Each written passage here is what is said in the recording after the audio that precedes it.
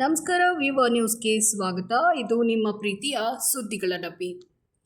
ಐತಿಹಾಸಿಕ ಪ್ರವಾಸಿ ತಾಣವಾಗಿರುವ ಬಾಗಲಕೋಟೆ ಜಿಲ್ಲೆಯ ಬಾದಾಮಿ ಪಟ್ಟಣದ ಅಗಸ್ತ್ಯ ತೀರ್ಥ ಹೊಂಡದಲ್ಲಿ ಸಾವಿರಾರು ಮೀನುಗಳು ಸಾವನ್ನಪ್ಪಿರುವ ಘಟನೆ ಸಾರ್ವಜನಿಕರಲ್ಲಿ ಆತಂಕ ಮೂಡಿಸಿದೆ. ತೀರ್ಥದ ದಡದ ಬಳಿ ಸತ್ತ ಮೀನುಗಳು ತೇಲುತ್ತಿರುವ ದೃಶ್ಯಗಳು ಮನಕಲಕುವಂತಿವೆ. ಸಮಯ ಕಳೆದಂತೆ ಸತ್ತ ಮೀನುಗಳ ಸಂಖ್ಯೆ ಹೆಚ್ಚಾಗ್ತಿರುವುದು ಸ್ಥಳೀಯರ ಕಳವಳಕ್ಕೆ ಕಾರಣವಾಗಿದೆ. ಘಟನೆಯ ಮಾಹಿತಿ ತಿಳಿಯುತ್ತಿದ್ದಂತೆ ಸಂಬಂಧಿಸಿದ ಇಲಾಖೆಯ ಅಧಿಕಾರಿಗಳು ಸ್ಥಳಕ್ಕೆ ಭೇಟಿ ನೀಡಿ ಪರಿಶೀಲನೆಯನ್ನು ನಡೆಸಿದರು. ಅಧಿಕಾರಿಗಳ ಪ್ರಾಥಮಿಕ ಮಾಹಿತಿ ಪ್ರಕಾರ ನೀರಿನಲ್ಲಿ ಕರಗಿರುವ ಆಮ್ಲಜನಕದ ಪ್ರಮಾಣ ಕಡಿಮೆಯಾಗಿರುವುದು ಹಾಗೂ ನೀರು ಕಲುಷಿತಗೊಂಡಿರುವುದರಿಂದ ಮೀನುಗಳು ಸಾವನ್ನಪ್ಪಿವೆ ಅಂತ ತಿಳಿದು ಬಂದಿದೆ.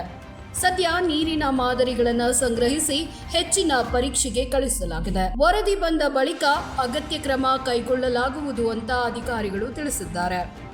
ಐತಿಹಾಸಿಕ ಮಹತ್ವ ಹೊಂದಿರುವ ಅಗಸ್ತ್ಯ ತೀರ್ಥದಲ್ಲಿ ಈ ರೀತಿಯ ಘಟನೆ ನಡೆದಿರುವುದು ಪರಿಸರ ಪ್ರೇಮಿಗಳು ಹಾಗೂ ಸಾರ್ವಜನಿಕರಲ್ಲಿ ಆತಂಕಕ್ಕೆ ಕಾರಣವಾಗಿದೆ.